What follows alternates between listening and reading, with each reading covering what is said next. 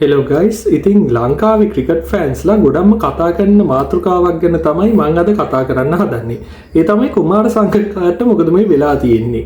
ප්‍රධාන වශයෙන් කියන්න ඕනේ සංගක්කාර කියන්නේ ලෝකෙම පිළිගත්ත ලෝකෙම ගෞරව කරන ක්‍රිකට් චරිතයක්. ඇත්තටම ක්‍රිකට් ක්‍රීඩා කරන කාලේ වුණත් මේ මහත්මා ගුණය ඊට පස්සේ වුණත් මේ මහත්මා ගුණය ඉතාමත් හොඳින් රැකපු පුද්ගලෙක්. ඔහුගේ කැරක්ටර් එක ඔහු බිල්ඩ් කරලා තියෙනවා ලෝකෙ කොහෙ ගියත් ඉතාමත් සරලව.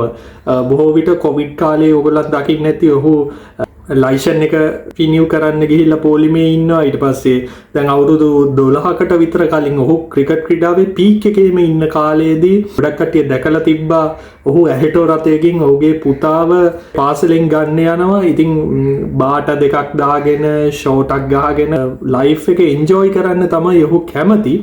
ඉතින් ඒක ඔහුගේ චොයිස් එක. ඉතින් ඔහුගේ ලයිෆ් එක එන්ජොයි කරන ආකාරය තමයි ඒ. ඉතින් ඒ ගැන කිසිම කමෙන්ට් එකක් දක්වන්න අපිට අයිතියක් නැහැ.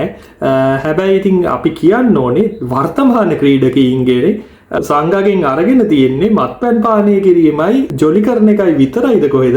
මොකද ඔහුගේ දක්ෂතාවය ඔහු ක්‍රිකට් ක්‍රීඩා කරන කාලේදී කිසිම විදිහකට එවැනි විනෝදාස්වාද යෙදෙන ඒවා එළියට ආවේ නැහැ. ඒ කාලේ සෝෂල් මීඩියා තිබ්බෙත් නැහැ. ඊට අමතරව එළියට ආවෙත් නැහැ.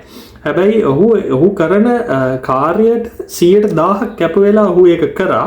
දැන් ඔහු විශ්‍රාම අරගෙන තියෙන්නේ. ඔහු ඉතින් ක්‍රිකට් ක්‍රීඩාවේ හැටි එහෙම තමයි. ඉතින් දැන් ඉන්න වර්තමාන ක්‍රීඩකයන්ට කියන්න තියෙන්නේ තමන්ගේ ජොබ් එක හරියට කරන්න. ඊට පස්සේ ලයිෆ් එක එන්ජොයි කරාට කිසිම කෙනෙක් කිසිම දෙයක් කියන්නේ නැහැ. හොඳම උදාහරණය තමයි සංගක්කාර.